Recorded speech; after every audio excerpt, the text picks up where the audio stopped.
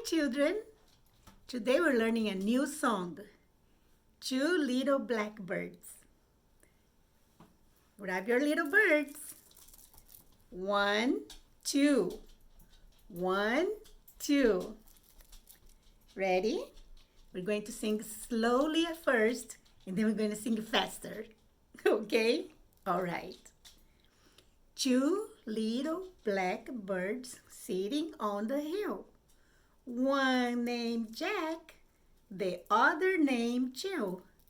Fly away, Jack. Fly away, Jill. Come back, Jack. Come back, Jill. Okay, now we're going to sing. Two little blackbirds singing on the hill. One named Jack and the other named Jill. Fly away, Jack, fly away, Jill. Come back, Jack, come back, Jill. Two little blackbirds singing on the hill. One named Jack, the other named Jill. Fly away, Jack, fly away, Jill. Come back, Jack.